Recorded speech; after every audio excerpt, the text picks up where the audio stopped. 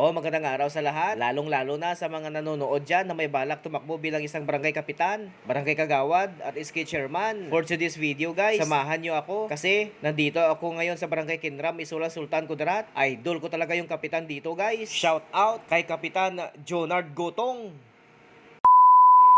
For today's video guys, ipinapakita ko sa inyo ang matuwid na daan dito sa may barangay Kenrama, kung saan nakatayo ako guys sa harapan ng kanilang barangay gym. Kasi napag-isip-isip ko kay fiesta man nila dito guys. Kami man ang nag-cover ng kanilang fiesta at live sila sa Facebook page namin ng Max FM. Syempre napag-isip-isip ko na mag-vlog na lang ako. Kaya napag-isipan ko na uunahin ko munang i-video ang harapan ng kanilang barangay gym. Alam nyo guys, sa lahat ng fiesta na pinuntahan ko, ang barangay Kenram lang talaga ang masasabi ko na napakaganda. Talagang ginastosan, hindi tinipid. Masasabi ko talaga guys na napakaganda ng governance, ng leadership ng kanilang barangay chairman dito sa barangay na ito. Kaya naman guys, ulit-ulitin ko talaga, idol ko talaga itong si Kapitan Jonard Gotong. Hindi kagaya ng ibang kapitan guys, hindi namamansin. Pero kung malapit na ang eleksyon, doon lang sila mamansin guys. Pero itong si Kapitan Jonard Gotong, simple lang ito guys. Down to earth talaga itong kapitan na ito. At ayon pa guys sa mga residente na nakausap ko dito sa may barangay Kenram, madaling lapitan si Kapitan Gotong. Kapag humingi ka ng tulong sa kanya, tutulungan kanya talaga.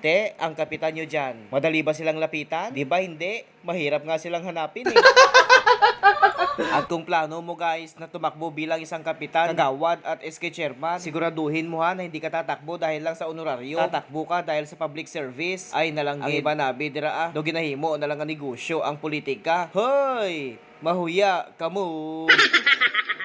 Change topic na kita guys Gaya nga ng sabi ko kanina guys, fiesta dito ngayon sa may barangay Kenram, Isulan, Sultan Kudarat, kung saan ipinagdiriwang nila ang kanilang ika-63rd Kalaligkol Festival. Sa mga hindi nakakaalam guys, ang Kalaligkol ang ibig sabihin kalakat, ligbos at makol. Yun kasi guys, ang pangunahing produkto guys dito sa barangay Kenram. Maraming African dito guys. At kung dumadaan ka dito sa may barangay Kenram, marami kang nakikita sa gilid ng highway. Nagtitinda ng maraming mushroom, yung ligbos bla guys kung sa Ilonggo pa. At marami din ditong kalakat guys na nagtitinda. Baka nagtataka kayo guys anong ginagawa ko dyan guys. Syempre, siniset up ko guys yung computer na dinala namin, pati yung mixer. Kasi nga sabi ko kanina, ilalive namin sa Facebook yung gaganapin nila guys na mutya ng Kenram 2023. Kaya nandito ako sa taas ng kanilang gym guys. Dito ko i-set up yung aking computer para hindi ako maistorbo mamaya. Shoutout din yung kasama ko guys, si Glenn La Forteza. Salamat sa iyo pare dahil tinulungan mo ako ng maghakwat, magbuhat ng computer kasi hindi ko yan kaya. Masakit pa naman yung kamay ko. Pangalawang araw na ito guys na nandito kami sa may barangay Kenram na kina-cover namin ang kanilang event dito. Kasi nga naman guys, pinaghandaan talaga yung kanilang fiesta dito. May LED wall pa at maganda pa yung decorations.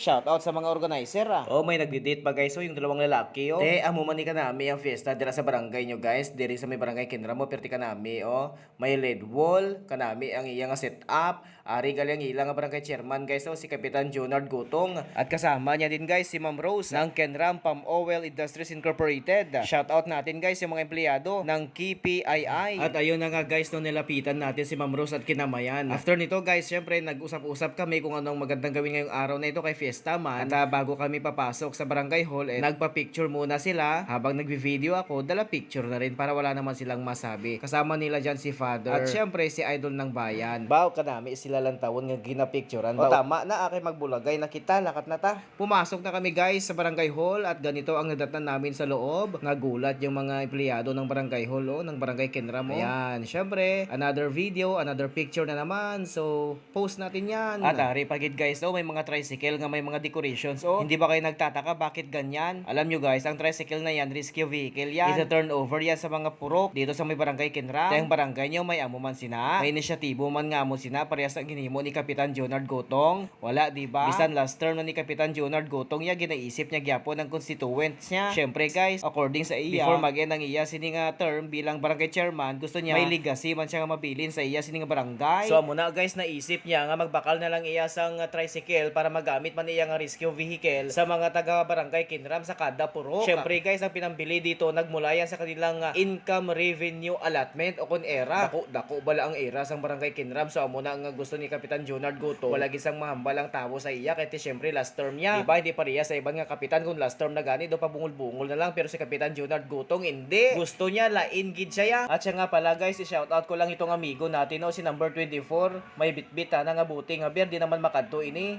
Operator ina sang Guardians Light and Sounds. Maraming salamat sa napakaganda ninyong setup ngayong fiesta guys. At dahil ignorante ako guys, may nakita akong malaking saging na nakasabi sa decoration ng tricycle at nilapitan ko. At paghawak ko sa saging guys, ay hindi pala totoo, plastic pala, kaya tinawanan na lang ako ng tao na nakakita sa akin. Kukuha pa naman sana ako para kumain kasi gutom ako guys. Ang laki-laki kasi ng saging guys. At sa sobrang ignorante ko guys, nilapitan ko naman yung isang tricycle. Purok matahimik ang nakalagay sa may tricycle, nakasulat kita nyo yun. At kumuha na ako guys ng isang bunga ng Africano. Hinawak-hawakan ko pa, hinimasimas ko pa, at gusto kong ilapis sa camera para makita nyo na talagang African yes. Yan, African yan guys. At tinitignan ko talaga siya mabuti. Kakainin ko na sana, pero naisip ko hindi man ito makain, ako syunga-syunga. Kaya binalik ko na lang at ayun, umalis na naman ako guys. Ay, ari gali guys, dinhi sa Kinram, lahi ragyod. Amo nang ila sini nga tagline guys, may kalakat pa nga nakalagay guys. Di ba nasa itaas pa yung isang lalaki, bising-bisig siya sa paglalagay ng bulaklak. Parang naaamoy ako. Parang iba to mahilig siya sa bulaklak. Yung dalawa doon guys, busy din sa paglalakay ng halaman para maging magandang decorations ng kanilang tricycle. At sigurado kung sino ang may magandang decoration sa kanilang rescue vehicle na tricycle, may premyo. Guys, hanggang dito na lang dahil kakain muna kami ng aking kasama na babayo kasi gutom na kami. Abangan yung part 2 guys ng vlog ko na ito para sa full video ng mutya ng Kinram. Okay, bye!